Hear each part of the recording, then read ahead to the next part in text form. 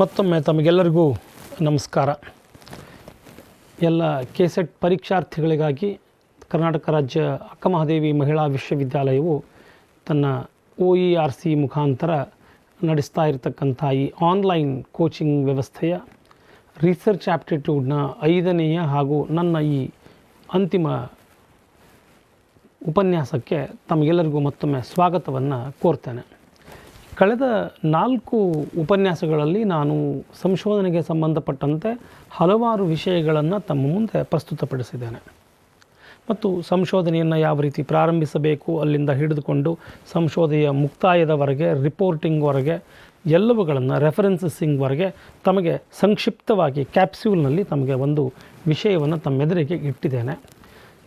ತಾವು ತಮ್ಮ ಹತ್ರ ಲಭ್ಯವಿರುವ ಪುಸ್ತಕಗಳನ್ನು ಓದಿ ಅವುಗಳಲ್ಲಿ ಅಂಶಗಳನ್ನು ಗಮನಿಸಿಕೊಂಡು ಅಭ್ಯಾಸ ಮಾಡ್ತೀರಿ ಅಂತ ನನ್ನ ಆಶಯ ಇದೆ.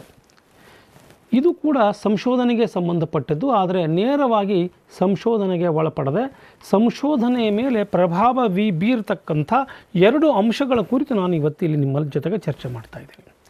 ಒಂದು ICT. ತುಂಬ ಮಹತ್ತರವಾದ ಪಾತ್ರವನ್ನು ICT ಈಗ ನಿರ್ವಹಿಸ್ತಾ ಇದೆ.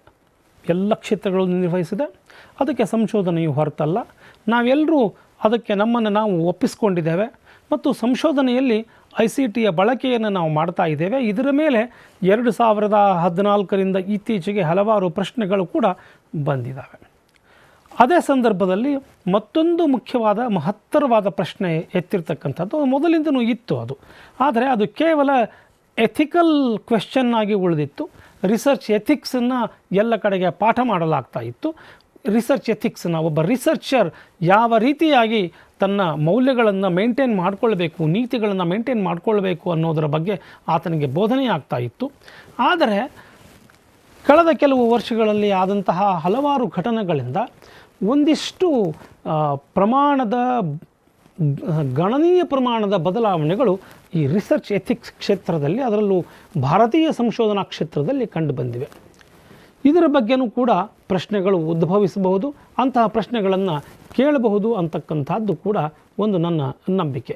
ಈ 2 ವಿಷಯಗಳ ಕುರಿತು ತಮ್ಮ ಜೊತೆಗೆ ಈ ಉಪನ್ಯಾಸದಲ್ಲಿ ತಮ್ಮ ಜೊತೆಗೆ ಹಂಚಿಕೊಳ್ತೇನೆ ಮತ್ತು ಇದು ಕೂಡ ಆ ಪಠ್ಯದ ಒಂದು ಭಾಗವಾಗಿದೆ. ನಿಮ್ಮ ಕೆಸೆಟ್ ಪರೀಕ್ಷೆಯ ಪಠ್ಯದ ಭಾಗವಾಗಿರುವುದರಿಂದ ಅವೆರಡಕ್ಕೂ ಕೂಡ ಮಹತ್ವವನ್ನು ತಾವು ನೀಡ್ತೀರಿ ಅಂತ ಅನ್ನೋದನ್ನು ಗಮನಿಸಿಕೊಂಡು ನಿಮ್ಮ ಮುಂದೆ ಹಲವಾರು ವಿಷಯಗಳನ್ನು ನಾನು ಪ್ರಸ್ತಾಪ ಮಾಡ್ತೇನೆ. ಭಾಳಷ್ಟು ಸಂದರ್ಭಗಳಲ್ಲಿ ನಾವು ಇದನ್ನು ಬಳಸಿದ್ದೇವೆ. ಈ ICT ಅಂತ ಇನ್ಫಾರ್ಮೇಷನ್ ಕಮ್ಯುನಿಕೇಷನ್ ಟೆಕ್ನಾಲಜಿ ಅಂತ ಬಳಸಿದ್ದೇವೆ, ಆದರೆ ಇದರ ನಿಜವಾದ ಉಚ್ಚಾರ information and communication technologies. Information and communication technologies ಹಾಗಂದ್ರೆ ಏನು? Basically, it is a technology. It is a technology that provides access to information through telecommunications. It's a simple meaning. Very simple meaning. Information and communication technology means it is a technology that provides access to information. Through telecommunications. Actually, it is information technology only. Information communication technology is information technology only, which focuses primarily on communication technologies. It is an information technology. It is an sub-area of information technology that primarily focuses on communication technologies. It provides access to information through communication technologies. It is information technology which primarily focuses on communication technologies. ಏನೇನು ಒಳಗೊಂಡಿದೆ ಇದರಲ್ಲಿ? Hardware ಇದೆ, software ಇದೆ, everything, internet, wireless networks, cell phones and other communication mediums including the required hardware. The most significant part of ICT is it offers new communication capabilities. ನಾವು ಕಂಡರಿಯದ ಕೇಳರಿಯದಂತಹ ಕೆಪ್ಯಾಬಿಲಿಟೀಸ್ಗಳನ್ನು ನಮಗೆ ಒದಗಿಸಿದೆ. 1990-91ರ ದಶಕದಲ್ಲಿ ಒಂದು ಮೊಬೈಲನ್ನು ನಾನು ಅಥವಾ ಒಂದು ಫೋನನ್ನು ನಾನು ಯೂಸ್ ಮಾಡ್ತೇನೆ ಅಂತಂದರೆ ನಾನು ಕಿಲೋಮೀಟರ್ ಗಟ್ಟಲೆ ಹೋಗಬೇಕಾಗಿತ್ತು. ಆದರೆ ಇವತ್ತು ನನ್ನ ಕಮ್ಯುನಿಕೇಷನ್ ಎಷ್ಟು ಇಂಪ್ರೂವ್ ಆಗಿದೆ ಅಂತಂದರೆ, ನನಗಿಲ್ಲಿ ಕೂತ್ಕೊಂಡು ನಿಮ್ಮ ಸಹಸ್ರಾರು 10,000 11,000ಕ್ಕೂ ಹೆಚ್ಚು ಜನರನ್ನು, ಪರೀಕ್ಷಾರ್ಥಿಗಳನ್ನು ಉದ್ದೇಶಿಸಿ ನಾನು ಮಾತನಾಡ್ತಾ ಇದ್ದೇನೆ, ನೀವು ಕೇಳ್ತಾ ಇದ್ದೀರಿ. ವ್ಯವಸ್ಥೆ ಅದು ಫೇಸ್ಬುಕ್ ಮುಖಾಂತರವೋ, ಯೂಟ್ಯೂಬ್ ಮುಖಾಂತರವೋ, ಅಕ್ಕ TV ಯೂಟ್ಯೂಬ್ ಚಾನೆಲ್ ಮುಖಾಂತರವೋ ನಾನು ನಿಮ್ಮ ಸಂಪರ್ಕಕ್ಕೆ ಇದ್ದೇನೆ, ನಿಮ್ಮ ಸಂಪರ್ಕದಲ್ಲಿದ್ದೇನೆ. ನೀವು ನನ್ನನ್ನು ನೋಡ್ತಾ ಇದ್ದೀರಿ, ಗಮನಿಸ್ತಾ ಇದ್ದೀರಿ, ನಾನು ನಿಮಗೆ ಕಮ್ಯುನಿಕೇಟ್ ಮಾಡ್ತಾ ಇದ್ದೇನೆ. ಇದು ICTಯ ಉತ್ತಮ ಉದಾಹರಣೆಗಳಲ್ಲಿ ಒಂದು. It offers new communication capabilities. It is the infrastructure and components that enabled modern computing. The ICT is the infrastructure and components that enabled modern computing. Modern computing ಏನಿದೆಯಲ್ಲ, ಆ ಕ್ಷೇತ್ರಕ್ಕೆ ಗಣನೀಯವಾದ ಹೆಸರನ್ನು ತಂದು ಕೊಟ್ಟಿರುವ ಕ್ಷೇತ್ರ ಅಂದರೆ ಅದು ICT. It includes all devices, networking components, applications and systems that combined together allow people and organizations to communicate. Allow people and organizations to communicate. ನೋಡಿ, ಮೊನ್ನೆ ಕರೋನಾದಿಂದಾಗಿ ಲಾಕ್ಡೌನ್ ಆದಾಗ there is no social connectivity. Social distancing was the mantra. Lockdown, you are not supposed to go out. Almost you are quarantined in your home. ನಿಮ್ಮ ಮನೆಯಲ್ಲೇ ಇದ್ದೀರಿ, ಕೇವಲ ನಿಮ್ಮ family members ಮಾತ್ರ. ಆದರೂ ಕೂಡ ನಾವು ಜಗತ್ತಿನಾದ್ಯಂತ ಸಂಪರ್ಕದಲ್ಲಿದ್ವಿ, ನಮ್ಮ ಸ್ನೇಹಿತರೊಂದಿಗೆ ಸಂಪರ್ಕದಲ್ಲಿದ್ವಿ, ನಮ್ಮ ಸಂಬಂಧಿಕರೊಂದಿಗೆ ನಾವು ಸಂಪರ್ಕದಲ್ಲಿದ್ವಿ, ಹಲವಾರು ಮೀಟಿಂಗ್ಸ್ಗಳನ್ನು ಮಾಡಿದ್ದೇವೆ. ನಮ್ಮ ಸಂಬಂಧಿಕರ ಜೊತೆಗೆ ನಮಗೆ ಮಾತನಾಡಲಿಕ್ಕೂ ಕೂಡ ವ್ಯವಧಾನ ಇರಲಿಲ್ಲ. ಅಂತಹ ಸಂದರ್ಭಗಳಲ್ಲಿ ಝೂಮ್ ಆ್ಯಪ್ ಅಥವಾ ಇನ್ಯಾವುದೋ ವ್ಯಾಟ್ಸಪ್, ಡ್ಯೂಯೋ, ಯಾವ್ಯಾವುದೋ ಫೋನ್ಗಳ ಮುಖಾಂತರ ನಾವು ವಿಡಿಯೋ ಕಾಲ್ ಮಾಡಿದ್ದೇವೆ, ಮಾತನಾಡಿದ್ದೇವೆ. ಸಹಸ್ರಾರು ಕಿಲೋಮೀಟರ್ ದೂರ ಇರೋವ್ರ ಜೊತೆಗೆ ನಾವು ವ್ಯವಹರಿಸಿದ್ದೇವೆ. ಕರೋನಾದಿಂದ ನಾವು ಬಾಧಿತರಾಗಿಲ್ಲ, ಅವರು ಬಾಧಿತರಾಗಿಲ್ಲ, ನಾವೆಲ್ಲರೂ ಸೇಫ್ ಆಗಿದ್ದೇವೆ ಅಂತ ಅಂದ್ಕೊಂಡಿದ್ದೇವೆ. ಇಂಥ ಒಂದು ನಂಬಿಕೆಯನ್ನು, ಸೋಷಿಯಲ್ ಡಿಸ್ಟೆನ್ಸಿಂಗ್ನಲ್ಲೂ ಕೂಡ ಅಂತಹ ನಂಬಿಕೆಯನ್ನು ನಮಗೆ ಉಳಿಸಿಕೊಟ್ಟಂಥದ್ದು, ನಮಗೆ ಒಂದು ಸಂವಹನದ ಮುಖ ಆಗಿ ನಮಗೆ ಹೊರಹೊಮ್ಮಿತ್ತು ಈ ICT. ಇದು ಎಲ್ಲ ಕ್ಷೇತ್ರಗಳನ್ನು ಆವರಿಸಿಕೊಂಡಿರೋದರಿಂದ ಸಂಶೋಧನೆಯನ್ನು ಕೂಡ ಇದು ಬಿಟ್ಟಿಲ್ಲ. ಸಂಶೋಧನೆಯ ಎಲ್ಲ ಹಂತಗಳಲ್ಲೂ ಕೂಡ, ಅಂದರೆ ನಾನು ಆ ರಿಸರ್ಚ್ ಪ್ರಾಸೆಸ್ಸನ್ನು ತಮ್ಮ ಮುಂದೆ ಹೇಳಬೇಕಾದ್ರೆ, ನನ್ನ 2ನೇ ಉಪನ್ಯಾಸದಲ್ಲಿ ರಿಸರ್ಚ್ ಪ್ರಾಸೆಸ್ ಬಗ್ಗೆ ನಾನು ಹೇಳಬೇಕಾದಾಗ, ಫ್ರಮ್ ಐಡೆಂಟಿಫಿಕೇಷನ್ ಆಫ್ ಅ ಪ್ರಾಬ್ಲಮ್ನಿಂದ ಹಿಡ್ಕೊಂಡು ಕೊನೆಗೆ ವೈವಾ ಕಂಡಕ್ಟ್ ಮಾಡುವವರೆಗೆ ಎಲ್ಲ ಹಂತಗಳಲ್ಲೂ ಕೂಡ ನಮ್ಮ ICTಯ ಬಳಕೆ ಆಗ್ತಾ ಇದೆ. ಎಲ್ಲೆಲ್ಲಿ ಯಾವ್ಯಾವ ಕ್ಷೇತ್ರಗಳಲ್ಲಿ ನಾವು ಇದನ್ನು ಯಾವ ರೀತಿಯಾಗಿ ಬಳಸ್ಕೊಳ್ತಾ ಇದ್ದೀವಿ ಅನ್ನೋದನ್ನು ನಿಮ್ಮ ಮುಂದೆ ಈ ತರಗತಿಯಲ್ಲಿ ನಾನು ನಿಮ್ಮ ಮುಂದೆ ಪ್ರಸ್ತುತಪಡಿಸ್ತೇನೆ. ಮೊದಲನೇದು, it identifies appropriate information sources. ನಮ್ಮ ಕಾಲದಲ್ಲಿ ಅಥವಾ ನಮಗಿಂತ ಹಿರಿಯರ ಕಾಲದಲ್ಲಿ ಸಂಶೋಧನೆಯನ್ನು ಮಾಡಬೇಕು ಅಂತಂದರೆ ನಾವು 6 ತಿಂಗಳು 7 ತಿಂಗಳು ಬರೇ ಬೇರೆ ಬೇರೆ ವಿಶ್ವವಿದ್ಯಾಲಯಗಳಿಗೆ, ಅತ್ಯುತ್ತಮ ಗ್ರಂಥಾಲಯಗಳಿಗೆ ಹೋಗಿ ಅಲ್ಲಿಯ ಸಂಗ್ರಹಗಳಲ್ಲಿ ಮಾಹಿತಿಯನ್ನು ಸಂಗ್ರಹಿಸಿ ಯಾವ ಸಂಶೋಧನೆ ಆಗಿದೆ, ಸಂಶೋಧನೆ ಆಗಿಲ್ಲ ಅನ್ನೋದನ್ನು ಹುಡುಕಿಕೊಂಡು ನಮಗೆ ಬರಲಿಕ್ಕೆ 6 ತಿಂಗಳು ಹಿಡಿತಿತ್ತು ಒಂದು ಟಾಪಿಕ್ಕನ್ನು ಡಿಸೈಡ್ ಮಾಡಲಿಕ್ಕೆ. ಇವತ್ತು ನಿಮಗೆ you have appropriate sources, appropriate information sources which are available online. ಅವುಗಳ ಉಪಯೋಗವನ್ನು ನೀವು ಪಡೆದುಕೊಳ್ಬಹುದು ಫಾರ್ ದಿ ಐಡೆಂಟಿಫಿಕೇಷನ್. ನಿಮ್ಮ ಲಿಟರೇಚರ್ ರಿವ್ಯೂಗೆ, ನೀವು ಕರೆಂಟ್ ಆಗಿರಲಿಕ್ಕೆ, ನಿಮಗೆ ಕ್ವೆಶ್ಚನೇರನ್ನು ಫಾರ್ಮುಲೇಟ್ ಮಾಡಲಿಕ್ಕೆ, ನಿಮಗೆ ಹೈಪೋಥೀಸಸ್ಗಳನ್ನು ಸಿದ್ಧಪಡಿಸ್ಕೊಳ್ಳಿಕ್ಕೆ ಮತ್ತು ಕೆಲವು ಸಿದ್ಧ ರಿಸರ್ಚ್ ಡಿಸೈನ್ಸ್ಗಳನ್ನು ಸ್ವಲ್ಪ ಮಟ್ಟಿಗೆ ಮಾಡಿಫಿಕೇಷನ್ಸ್ ಮಾಡಿ ನಿಮಗೆ ಯೂಸ್ ಮಾಡಿಕೊಳ್ಳಿಕ್ಕೆ ಎಲ್ಲ ಹಂತಗಳಲ್ಲೂ ಕೂಡ ನಿಮಗೆ ಇಂಟರ್ನೆಟ್ ನಿಮಗೆ ಒದಗಿಸಿಕೊಡ್ತದೆ. ICT ಆ ಸೌಲಭ್ಯವನ್ನು ಕ್ರಿಯೇಟ್ ಮಾಡಿದೆ. It critically analyses, it helps you to critically analyse information. ರೆಲೆವೆನ್ಸಿಯನ್ನು ಅದು ನಿಮಗೆ ಹೇಳಿಕೊಡಲಿಕ್ಕೆ, ಸಾರ್ಟ್ ಔಟ್ ಮಾಡಲಿಕ್ಕೆ ನಿಮಗೆ ಉಪಕಾರಿಯಾಗಿದೆ. To conduct the research effectively ಎಲ್ಲ ಹಂತಗಳಲ್ಲೂ ಕೂಡ ಇದು ಒಂದು ಸೂಕ್ತ ಸಾಧನವಾಗಿ ಬಂದಿದೆ. ನಮಗೆ ಟೈಮನ್ನು ಉಪಯೋಗ ಮಾಡಿಕೊಡ್ತದೆ ಮತ್ತು ಕೂತಲ್ಲೇ ಎಷ್ಟು ವರ್ಷದ ಹಿಂದಿನ ಹಳೆಯ ಮಾಹಿತಿ ನಮಗೆ ಏನು ಬೇಕೋ ಅದೆಲ್ಲವೂ ಸಿಗ್ತದೆ. and it helps us to manage information. It helps us to manage information. We can use the information to extend and communicate knowledge across subject fields. ಬೇರೆ ಬೇರೆ ಸಬ್ಜೆಕ್ಟ್ ಫೀಲ್ಡ್ಸ್ಗೂ ಕೂಡ ನನ್ನ ವಿಚಾರಧಾರೆಗಳನ್ನು ಇನ್ನೊಂದು ವಿಷಯದಲ್ಲಿ ಅಥವಾ ಇನ್ನೊಂದು ವಿಷಯದಲ್ಲಿ ಪ್ರಸ್ತುತವಾಗಿರುವಂತಹ ವಿಚಾರಧಾರೆಯನ್ನು ನಾನು ನನ್ನ ವಿಷಯದಲ್ಲಿ ಬಳಸ್ಕೊಳ್ಳಲಿಕ್ಕೆ ಕೂಡ ICT ನನಗೆ ಉಪಯೋಗಕಾರಿಯಾಗಿದೆ ಅಂತ ಅನ್ನಿಸ್ತದೆ. We can search databases. ಎಷ್ಟು ಡೇಟಾಬೇಸಸ್ಗಳಿದೆ. ವೆಂಡರ್ ಡೇಟಾಬೇಸಸ್ ಅಂದರೆ ಕಮರ್ಷಿಯಲ್ ಡೇಟಾಬೇಸಸ್ಗಳಿದ್ದಾವೆ, ವಿಷಯವಾರು ಡೇಟಾಬೇಸಸ್ಗಳಿದ್ದಾವೆ, ಸರ್ಚ್ ಗೇಟ್ಸ್ ಇದ್ದಾವೆ, ಸಾಕಷ್ಟು ಇನ್ಸ್ಟಿಟ್ಯೂಷನಲ್ ವೆಬ್ಸೈಟ್ಸ್ ಇದ್ದಾವೆ. We can search databases, INFLIBNET resources and many other library catalogues. ಅವೆಲ್ಲವುಗಳನ್ನು ಕೂತ್ಕೊಂಡು ನಾನು ಇಲ್ಲಿಯೇ ಸರ್ಚ್ ಮಾಡ್ಬೋದು.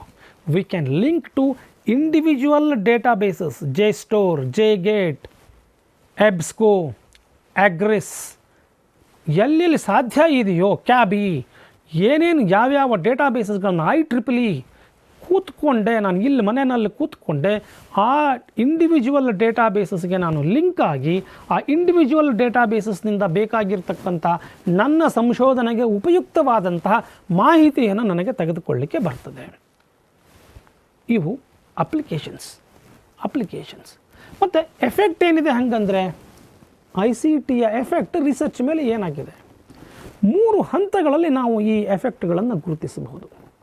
ಒಂದು ಪ್ರೀ ಡೇಟಾ ಅನಾಲಿಸಿಸ್, ಅಂದರೆ ಇನ್ನು ನಾವು ಡೇಟಾ ಕಲೆಕ್ಟ್ ಮಾಡಿಲ್ಲ, ದತ್ತಾಂಶ ಸಂಗ್ರಹಣೆ ಆಗಿಲ್ಲ. ದತ್ತಾಂಶ ಸಂಗ್ರಹಣೆಯ ಪೂರ್ವದ ಹಂತಗಳಲ್ಲಿ ನಮಗೆ ಇಂಟರ್ನೆಟ್ ಎಫೆಕ್ಟನ್ನು ಕೊಡ್ತದೆ. ದತ್ತಾಂಶ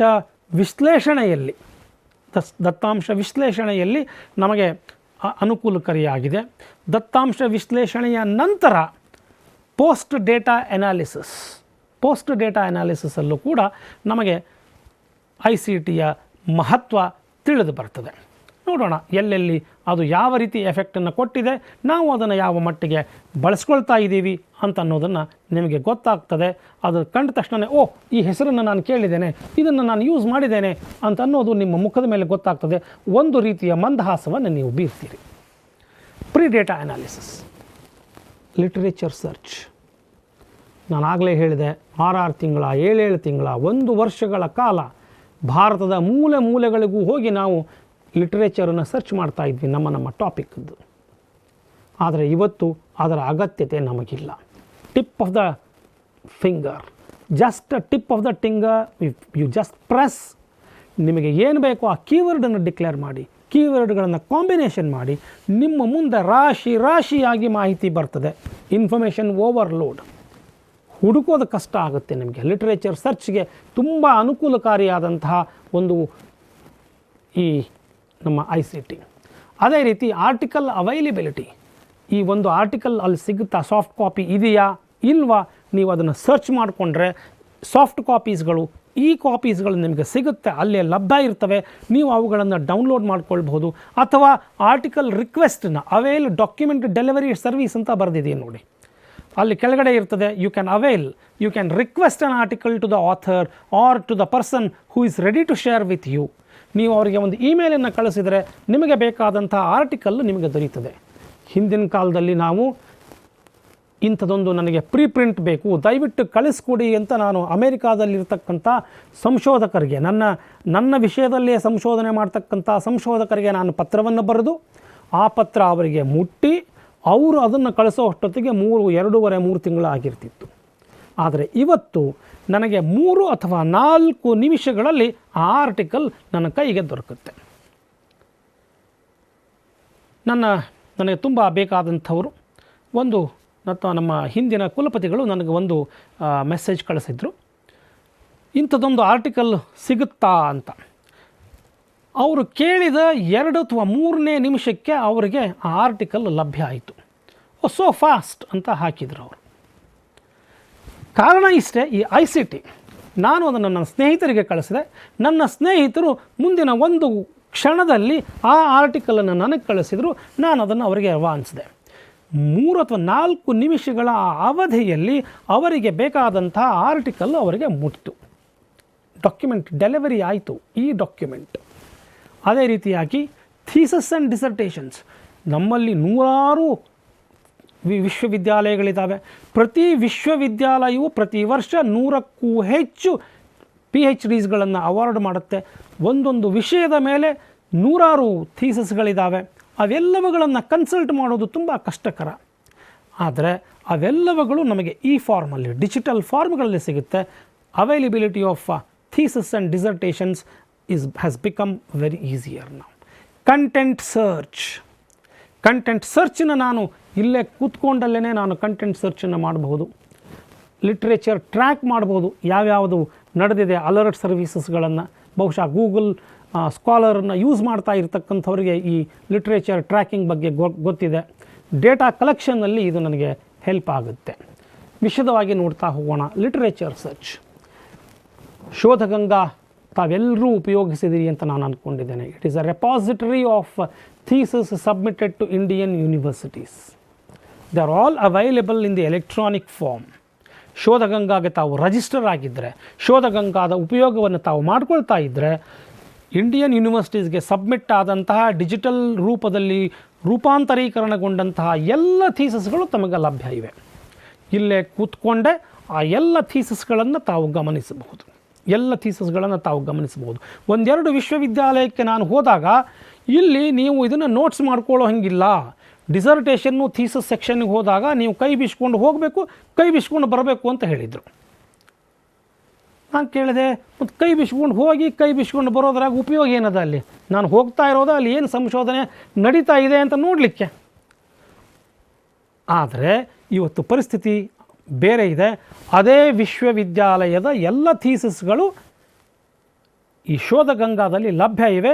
ಅವುಗಳನ್ನು ನೀವು ಬರೇ ನೋಟ್ಸ್ ಮಾಡ್ಕೊಳ್ಳೋದಲ್ಲ, ಅವುಗಳ ಸಾಫ್ಟ್ ಕಾಪೀಸ್ಗಳ ಪ್ರಿಂಟ್ಗಳನ್ನು ಕೂಡ ನೀವು ತಗೊಳ್ಬಹುದು within the fair act rule, within the fair use rule. Shodh Sindhu ಇನ್ಫ್ಲಿಬ್ನೆಟ್ನ ಮಹತ್ತರ ಕಾಣಿಕೆ. It is a consortium of e resources. ಸಂಶೋಧಕರಿಗೆ ಅತ್ಯಮೂಲ್ಯವಾಗಿ ಹೇಳಿ ಮಾಡಿಸಿದಂಥ ಒಂದು ಸಮಗ್ರವಾದಂಥ ಒಂದು ಕನ್ಸೋರ್ಷಿಯಮ್. ಈ ಕನ್ಸೋರ್ಷಿಯಮನ್ನು ಯಾರು ನೋಡೋದಿಲ್ವೋ, ಯಾರು ವಿಸಿಟ್ ಮಾಡೋದಿಲ್ವೋ, ಗಮನಿಸೋದಿಲ್ವೋ, ಅವರ ಸಂಶೋಧನೆ ಅಪೂರ್ಣ. ಈ ಶೋಧ ಸಿಂಧು ಅತ್ಯಂತ ಮಹತ್ತರವಾದಂಥ ಒಂದು ಡ್ರೀಮ್ ಅಂತ ಹೇಳ್ತೀವಲ್ಲ, ಡ್ರೀಮ್ ಚೈಲ್ಡ್. ನಮ್ಮ ಸಂಶೋಧನೆ, ಭಾರತೀಯ ಸಂಶೋಧನಾ ಕ್ಷೇತ್ರದಲ್ಲಿ ಇದಕ್ಕಿರ್ತಕ್ಕಂಥ ಮಹತ್ವ ಬಹುಶಃ ಅದನ್ನು ಯಾರು ಗಮನಿಸಿದಿರಿ. ಹೀಗಾಗಿ ಶೋಧಗಂಗಾ, ಶೋಧ ಸಿಂಧು ಇವೆರಡೂ ಹೆಸರುಗಳು ತಮ್ಮ ತಲೆಯಲ್ಲಿ ರಿಜಿಸ್ಟರ್ ಆಗಿದೆ ಅಂತ ನಾನು ಅಂದ್ಕೊಂಡಿದ್ದೇನೆ. ನಾವೆಲ್ಲರೂ ಸಾಮಾನ್ಯವಾಗಿ ರೆಫರ್ ಮಾಡೋದು ಗೂಗಲ್ ಸ್ಕಾಲರಲ್ಲಿ ನಾವು ಒಂದು ಸರ್ಚ್ ಮಾಡಿದರೆ ತುಂಬ ಸ್ಕಾಲರ್ಲಿ ಆರ್ಟಿಕಲ್ ಸಿಗುತ್ತೆ. ಅವುಗಳನ್ನು ಉಪಯೋಗಿಸ್ಕೊಂಡಿದ್ದೇವೆ. ನಮ್ಮದೇ ನಾವು ಪೇಜ್ಗಳನ್ನು ಕ್ರಿಯೇಟ್ ಮಾಡ್ಕೊಂಡಿದ್ದೇವೆ. ಅಲರ್ಟ್ ಸರ್ವೀಸಸ್ಸನ್ನು ಕೊಡ್ತದೆ. ಲಿಟ್ರೇಚರ್ ಸರ್ಚ್ಗೆ ಇದಕ್ಕಿಂತ ಹೆಚ್ಚು ಪ್ರಯೋಜನಕಾರಿಯಾದಂತಹ ಮತ್ತೊಂದು ಟೂಲ್ ಸದ್ಯ ಅಂದರೆ ಗೂಗಲ್ ಸ್ಕಾಲರ್ ತನ್ನ ಲಿಮಿಟೇಷನ್ಸ್ಗಳಲ್ಲಿ ಉತ್ತಮವಾದಂತಹ ಲಿಟ್ರೇಚರ್ ಸರ್ಚ್ಗೆ ಸಹಕಾರಿಯಾದಂತಾಗಿದೆ. ಮತ್ತೊಂದು ಸಾಫ್ಟ್ವೇರ್ ಇದೆ, ಮೆಂಡ್ಲೆ. ಸೋಷಿಯಲ್ ಮೀಡಿಯಾ ಆ್ಯಕ್ಚುಲಿ ಇದು. It is A reference manager and article visualisation tool. ಎಷ್ಟು ಪಾಪ್ಯುಲರ್ ಆಗಿದೆ ಮೆಂಡ್ಲೆ ಅಂತಂದರೆ, ಮೆಂಡ್ಲೆಯ ಪರಿಚಯವಿಲ್ಲದೆ ಇರತಕ್ಕಂಥ ರಿಸರ್ಚ್ ಸ್ಕಾಲರ್ಸನ್ನು ನೀವು ಹುಡುಕೋದು ಕಷ್ಟ. It's a social media, anyone can use it. It is user friendly. So Mendeley ಬಗ್ಗೆ ಒಂದೆರಡು ಸಲ ಪ್ರಶ್ನೆಗಳು ಬಂದಿವೆ. ಓಪನ್ ಸೋರ್ಸಸ್ಗಳು ಇಂಟರ್ನೆಟ್ನಲ್ಲಿ ಎಷ್ಟು ಲಭ್ಯ ಇದೆ? ಈ ಶೋಧ ಸಿಂಧು, ಶೋಧಗಂಗಾವನ್ನು ಬಿಟ್ಟುಬಿಡಿ, ಸಾಕಷ್ಟು ಓಪನ್ ಸೋರ್ಸಸ್ಗಳು ಲಭ್ಯ ಇದೆ. ಗೂಗಲ್ನಲ್ಲಿ ನೀವು ಸರ್ಚ್ ಮಾಡ್ತಾ ಹೋದರೆ, ಕೀವರ್ಡ್ಸ್ಗಳನ್ನು ಚೆನ್ನಾಗಿ ಕೊಡ್ತಾ ಹೋದರೆ ಸಾಕಷ್ಟು ಓಪನ್ ಸೋರ್ಸಸ್ಗಳನ್ನು ನೀವು ಉಪಯೋಗಿಸ್ಕೋಬಹುದು. But of course with some level of maturity, some kind of evaluation. ಎಲ್ಲವನ್ನೂ ನಂಬೋಕ್ಕಾಗೋದಿಲ್ಲ. ಹಂತವಾಗಿ ಅವುಗಳನ್ನು ಪರಿಶೀಲನೆ ಮಾಡಿ ಅವುಗಳನ್ನು ತಾವು ಉಪಯೋಗಿಸ್ಬೋದು. Use of subject gateways, that is another important thing of that of ICT. ಮತ್ತು ಡೇಟಾಬೇಸಸ್, ಇನ್ಯೂಮರಬಲ್ ಡೇಟಾಬೇಸಸ್. ಇಂಥ ಡೇಟಾಬೇಸಸ್ಗಳು ಯಾವ್ಯಾವ ಡೇಟಾಬೇಸಸ್ಗಳಲ್ಲಿ ಇದ್ದಾವೆ, ಯಾವ್ಯಾವ ಡೇಟಾಬೇಸಸ್ಗಳನ್ನು ಇನ್ಫ್ಲಿಬ್ಡ್ ಕೋಆರ್ಡಿನೇಟ್ ಕೊಡುತ್ತೆ, ಅದನ್ನು ಹೊರತಾಗಿ ನಿಮ್ಮ ವಿಶ್ವವಿದ್ಯಾಲಯ ಯಾವುದನ್ನು ಸಬ್ಸ್ಕ್ರೈಬ್ ಮಾಡ್ತದೆ ಅದನ್ನೂ ಬಿಟ್ಟು ಫ್ರೀ ಡೇಟಾಬೇಸಸ್ಗಳು, ಸಾಕಷ್ಟು ಡೇಟಾಬೇಸಸ್ಗಳಿದ್ದಾವೆ. ನಿಮಗೆ ಸರ್ಚ್ ಮಾಡ್ಕೊಳ್ಳಿಕ್ಕೆ ಬರ್ತದೆ. ಸರ್ಚ್ ಮಾಡಿ ಕೆಲವೊಂದಿಷ್ಟು ಪ್ರೈವಸಿ ರೂಲ್ಸ್ಗಳಿದ್ದಾವೆ, ಆ ರೂಲ್ಸ್ಗಳನ್ನು ಫಾಲೋ ಮಾಡಿದರೆ ಈ ಎಲ್ಲ ಡೇಟಾ ಬೇಸಸ್ಗಳ ಉಪಯೋಗವನ್ನು ಲಿಟ್ರೇಚರ್ ಸರ್ಚಲ್ಲಿ ನೀವು ಪಡ್ಕೊಳ್ಬಹುದು. ಪ್ರೀ ಡೇಟಾ ಅನಾಲಿಸಿಸ್ನಲ್ಲಿ ಬರ್ತಕ್ಕಂಥ ಇನ್ನು 3 content search. You to search for specific keywords or phrases by using search or find article. ತುಂಬ ಉಪಯುಕ್ತಕಾರಿಯಾದಂಥ ಕಂಟೆಂಟ್ ಸರ್ಚ್ಗೆ ನಿಮಗೆ ಭಾಳಷ್ಟು ಉಪಯುಕ್ತಕಾರಿಯಾದಂಥ ಈ ಫೈಂಡ್ ಸರ್ಚ್ ಏನಿದೆಯಲ್ಲ, ಸರ್ಚ್ ಆರ್ಟಿಕಲ್ ಇದೆಯಲ್ಲ, ಕಂಟೆಂಟ್ ಸರ್ಚನ್ನು ಮಾಡಲಿಕ್ಕೆ ನಿಮಗೆ ಹೆಲ್ಪ್ಫುಲ್ ಇದೆ. Literature tracking, researchers to create their own tracking mechanism. ತಾವೇ ತಮ್ಮದೇ ಆದಂಥ ಒಂದು ಓನ್ ಟ್ರ್ಯಾಕಿಂಗ್ ಮೆಕ್ಯಾನಿಸಮನ್ನು ಕ್ರಿಯೇಟ್ ಮಾಡ್ಕೊಳ್ತಾರೆ. ಮೆಂಡ್ಲೆ ಕೂಡ ಈ ಕಾರ್ಯವನ್ನು ಅದ್ಭುತವಾಗಿ ಮಾಡ್ತದೆ. ಸಾಕಷ್ಟು ಜನ ಇದರ ಪ್ರಯೋಗವನ್ನು ಪಡಿತಾ ಇದ್ದಾರೆ. ಮತ್ತು ಡೇಟಾ ಕಲೆಕ್ಷನ್ನಲ್ಲಿ ಕೂಡ interviews have become so easy ನಾವು. ಮೊದಲು ಕ್ವೆಶ್ಚನೇರನ್ನು ಮಾಡಬೇಕು, ಕ್ವೆಶ್ಚನೇರನ್ನು ಪ್ರಿಂಟ್ಸ್ ತೆಗಿಬೇಕು, ಅಂದರೆ ಪ್ರಿಂಟಿಂಗ್ ಮಾಡಿಸ್ಬೇಕು, ಇಲ್ಲ ಅವುಗಳ ಜೆರಾಕ್ಸು ಅಥವಾ ಈ ರೆಸೋಗ್ರಾಫು. ಬಹುಶಃ ರೆಸೋಗ್ರಾಫನ್ನು ಹೆಸರೇ ತಮಗೆ ಗೊತ್ತಿದೆಯೋ ಇಲ್ವೋ ಗೊತ್ತಿಲ್ಲ. ರಿಸೋಗ್ರಾಫ್ ಮಾಡಿಸ್ತಿದ್ವಿ. ಇನ್ನೂ ಸ್ವಲ್ಪ ಹೆಚ್ಚಿಗೆ ದುಡ್ಡಿದೆ ಅಂದರೆ ಪ್ರಿಂಟ್ ಮಾಡಿಸ್ತಾ ಇದ್ವಿ. ಬಹುಶಃ ನಂಬುತ್ತೀರೋ ಇಲ್ಲೋ ಗೊತ್ತಿಲ್ಲ. ಆದರೆ ಇವತ್ತು ಡೇಟಾ ಕಲೆಕ್ಷನ್ ಎಷ್ಟು ಈಸಿಯಾಗಿದೆ ಅಂದರೆ ಅವುಗಳ ವ್ಯಾಖ್ಯೆ ನಾವು ಹೆಂಗೆ ಬರಿತಿದ್ವಿ.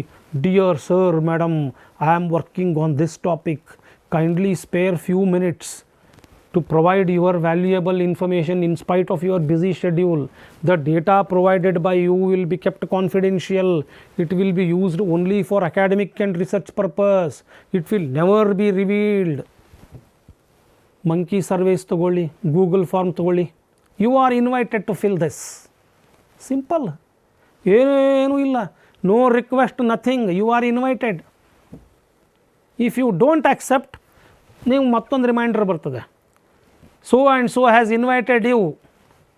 Can I recall later ಅಂತ.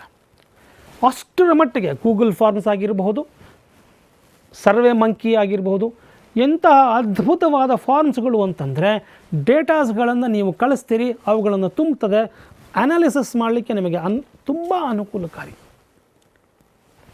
Random sampling, stratified random sampling, ಅವುಗಳ ಲಿಮಿಟೇಷನ್ಸ್ಗಳಿಗೆ ಹೊರತುಪಡಿಸಿದಂತೆ ಡೇಟಾ ಕಲೆಕ್ಷನ್ ತುಂಬ ಈಸಿ. ಡೇಟಾ ಕಲೆಕ್ಷನ್ ಪ್ರಾಸೆಸ್ ಈಸಿಯಾಗಿದೆ. ಬಟ್ ಸ್ಯಾಂಪ್ಲಿಂಗನ್ನು ನಾವು ಫಾಲೋ ಮಾಡಿದರೆ, ಆ ಸ್ಯಾಂಪ್ಲಿಂಗ್ ಮೆಥಡನ್ನು ಫಾಲೋ ಮಾಡಿ ಈ ಗೂಗಲ್ ಫಾರ್ಮ್ಸನ್ನು ಅಥವಾ ಈ ಸರ್ವೆ ಮಂಕಿಯನ್ನು ನಾವು ಯೂಸ್ ಮಾಡಿದರೆ ಬಹುಶಃ ಉತ್ತಮವಾದಂಥ ಫಲಿತಾಂಶಗಳನ್ನು ನಾವು ಹೊಂದಬಹುದು. ಡೇಟಾ ಅನಾಲಿಸಿಸಲ್ಲಂತೂ ICTಯನ್ನು ಬಿಟ್ಟರೆ ಬೇರೆ ಯಾವ ಟೂಲ್ಸ್ಗಳು ಅಷ್ಟು ಎಫೆಕ್ಟಿವ್ ಆಗಿ ಮಾಡಲಾರದು. ನನಗೆ ಸ್ವತಃ ನೆನಪಿದೆ, ನಾನು ಮ್ಯಾನ್ಯುವಲಿ ಸ್ಟ್ಯಾಟಿಸ್ಟಿಕಲ್ ಅನಾಲಿಸಿಸನ್ನು ಮಾಡಲಿಕ್ಕೆ ಶುರು ಮಾಡಿದವನು. ಅಷ್ಟರಲ್ಲಿ ನನ್ನ ಆ ಟೈಮಲ್ಲಿನೇ SPSS ಯುಗ ಪ್ರಾರಂಭ ಆಗಿತ್ತು. SPSS, statistical package for social sciences. ಇಂತಹ ಅದ್ಭುತವಾದಂತಹ ಟೂಲ್ 24ನೇ ಆವೃತ್ತಿಯಲ್ಲಿದೆ, 24th ವರ್ಷನ್. ಸಾಲಿಡ್. ಅದನ್ನು ಕಂಪೇರ್ ಮಾಡಲಿಕ್ಕೆ but only problem is proprietary based. ತುಂಬ ಹೈ ಫೀಸ್ ಇದೆ, ಅಂದರೆ ಅದು ಸಬ್ಸ್ಕ್ರಿಪ್ಷನ್ ಬೇಸ್ಡ್ ಇದೆ. You have to buy it. ತುಂಬ costly. But institutions can buy it. Wherever institutions have bought it. But ಇದರ comparison SPSSನ್ನು ಕಂಪೇರ್ ಮಾಡಲಿಕ್ಕೆ ಸಾಧ್ಯ ಇನ್ನೊಂದು ಯಾವುದೂ ಇಲ್ಲ. ಅಷ್ಟರ ಮಟ್ಟಿಗೆ ಅದು ಪ್ರಭಾವಶಾಲಿಯಾಗಿದೆ. ಆದರೆ ಓಪನ್ ಸೋರ್ಸ್ಗಳ ಯುಗ ಪ್ರಾರಂಭವಾದ ನಂತರ ಸಾಕಷ್ಟು ಪ್ರಗತಿನ ನಾವು ಕಂಡಿದ್ದೇವೆ. R ಅಂತಕ್ಕಂಥ ಸಾಫ್ಟ್ವೇರ್ ಬಹುಶಃ ಎಲ್ಲರ ಲ್ಯಾಪ್ಟಾಪ್ಗಳಲ್ಲೂ, ನೀವೇನು ನನ್ನ ಉಪನ್ಯಾಸವನ್ನು ಕೇಳ್ತಾ ಇದ್ದೀರಿ, ನೀವು ಸಂಶೋಧಕರಾಗಿದ್ದರೆ ಬಹುಶಃ ನಿಮ್ಮ ಲ್ಯಾಪ್ಟಾಪಲ್ಲೋ ನಿಮ್ಮ ಮೊಬೈಲಲ್ಲೋ ಅದು R ಇದೆ. ಆ R ನೀವು ಯೂಸ್ ಮಾಡ್ತಾ ಇದ್ದೀರಿ. ಓಪನ್ ಸೋರ್ಸು ತುಂಬ ಅನುಕೂಲಕಾರಿಯಾಗಿದೆ. With limitations you are using it fine. ಈ R ಬಗ್ಗೆ ಒಂದಿಷ್ಟು ತಿಳ್ಕೊಳ್ಳಿಕ್ಕೆ ಪ್ರಯತ್ನ ಮಾಡಿ. ಮೆಟ್ಲ್ಯಾಬ್ ಇದೆ, MS Excel ಬಹುಶಃ ಎಲ್ಲರೂ ಯೂಸ್ ಮಾಡ್ತೇವೆ. ಸಣ್ಣ ಪುಟ್ಟ ತೀರಾ ಅಂದರೆ SPSS ಮತ್ತು R ಅಷ್ಟು ಪ್ರಭಾವಶಾಲಿಯಲ್ಲದೆ, ಆದರೆ ಅತ್ಯಂತ ಉಪಯುಕ್ತವಾಗಿ ಅನಾಲಿಸಿಸ್ ಮಾಡುವ ಯೋಗ್ಯತೆಯನ್ನು ಹೊಂದಿದ MS Excel ಕೂಡ ಇದಕ್ಕೆ ಹೊರತಲ್ಲ. ಸ್ಟ್ಯಾಟಿಸ್ಟಿಕಲ್ ಅನಾಲಿಸಿಸ್ ಸಾಫ್ಟ್ವೇರ್ ಅಂತ SAS ಅಂತ ಇದೆ. ಪ್ರಿಸಮ್ ಅಂತ ಇನ್ನೊಂದಿದೆ, ಸೈನ್ಸಲ್ಲಿ ತುಂಬ ಉಪಯುಕ್ತಕಾರಿಯಾದಂಥದ್ದು. ಮಿನಿ ಟ್ಯಾಬ್ ಅಂತ ಇದೆ. ಇವಿಷ್ಟೇ ಅಲ್ಲ, ನಾನು ಕೊಟ್ಟಿರೋ ಲಿಸ್ಟ್ ತುಂಬ ಕಡಿಮೆ, ಸಾವಿರಾರು ಇದ್ದಾವೆ. ಇವೆಲ್ಲವೂ ಕ್ವಾಂಟಿಟೇಟಿವ್ ಡೇಟಾ ಅನಾಲಿಸಿಸ್ಗೆ ತುಂಬ ಸಹಕಾರಿಯಾಗಬಲ್ಲವು. ಇವುಗಳು ಏನು, ಹೇಗೆ, ಇವುಗಳ ಫಂಕ್ಷನಿಂಗ್ ಹೆಂಗೆ ಅನ್ನೋದನ್ನು ತಿಳಿದುಕೊಳ್ಳುವ ಒಂದು ಸಣ್ಣ ಪ್ರಯತ್ನವನ್ನು ನೀವು ಸ್ವತಃ ಮಾಡಿ. ಏನದು ಆರ್ ಏನು, SPSS ಏನು, ಮೆಟ್ಲ್ಯಾಬ್ ಏನು, MS Excel ಏನು ಅನ್ನುವ ಒಂದು ಸಣ್ಣ ಪ್ರಯತ್ನ ನಿಮ್ಮಿಂದಾಗಲಿ. ಯಾಕೆಂದರೆ ಈ ಸೀಮಿತ ಅವಧಿಯಲ್ಲಿ ಅವೆಲ್ಲವುಗಳನ್ನು ತಮ್ಮ ಮುಂದೆ ಇಡಲಿಕ್ಕೆ ಸಾಧ್ಯ ಆಗೋದಿಲ್ಲ. ಕ್ವಾಲಿಟೇಟಿವ್ ಡೇಟಾ ಅನಾಲಿಸಿಸ್ಗಳಲ್ಲಿ ಮೊದಲು ಅಷ್ಟರ ಮಟ್ಟಿಗೆ ಅಂತಹ ICT ಕೊರತೆ ಕಂಡು ಬರ್ತಾ ಇತ್ತು. ಆದರೆ ಇತ್ತೀಚಿನ ದಿನಗಳಲ್ಲಿ ಅದು ಕೂಡ ಕಡಿಮೆಯಾಗಿದೆ. NVivo, Altas.ti, Maxoda, SPSSನವರೇ ಶುರು ಮಾಡಿದ್ದಾರೆ SPSS ಟೆಕ್ಸ್ಟ್ ಅನಾಲಿಸಿಸ್ ಅಂತ. ನೀವು ಕ್ವಾಲಿಟೇಟಿವ್ ರಿಸರ್ಚನ್ನು ಡೇಟಾ ಅನಾಲಿಸಿಸ್ ಮಾಡಲಿಕ್ಕೆ ಇವು ಸಹಕಾರಿಯಾಗಬಲ್ಲವು.